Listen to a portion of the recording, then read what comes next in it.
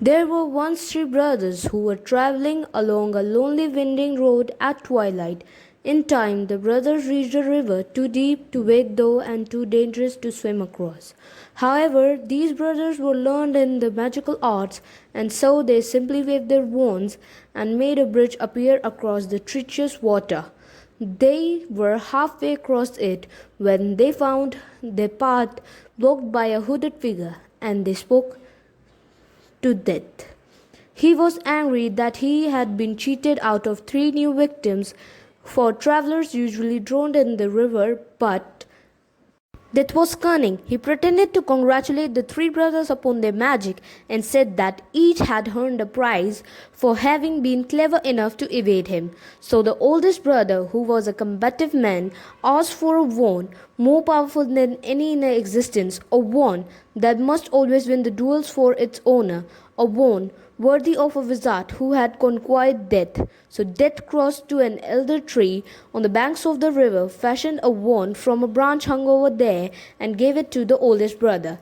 Then the second brother, who was an arrogant man, decided that he wanted to humiliate the Death still further and asked for the power to recall others from death. So Death picked up a stone from the river bank and gave it to the second brother and told him that the stone would have the power to bring back death. And then Death asked the third and the youngest brother what he would like. The youngest brother was humblest and also the wisest of the brothers, and he did not trust Death. So he asked for something that would enable him to go forth from that place without being followed by Death. And Death, most unwillingly, handed over his cloak of invisibility. Then Death stood aside and allowed the three brothers to continue their way, and they did. So, talking with wonder of adventure they had and admiring Death's gift. In due course, the brothers separated each other from their own destination.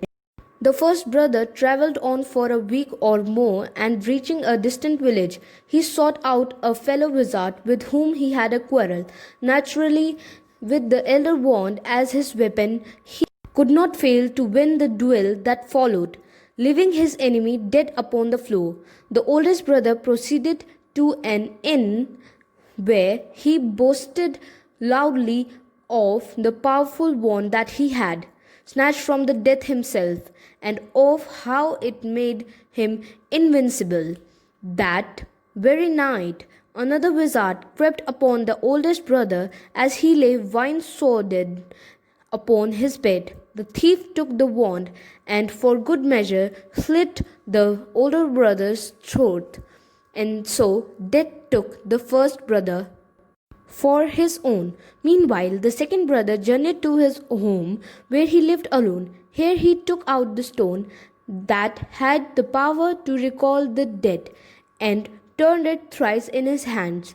To his amazement and his delight, the figure of a girl he had once hoped to marry before her untimely death appeared at once before him. Yet she was silent and cold, separated from him as though by a wheel.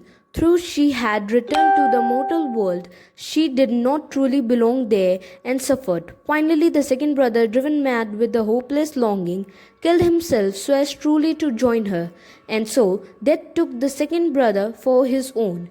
But through Death's search for the third brother for many years, he was never able to find him. It was only when he attained a great age that the youngest brother finally took off the cloak of invisibility and gave it to his own son, and then greeted the Death as an old friend, and he went with him gladly, and equals. They departed this life.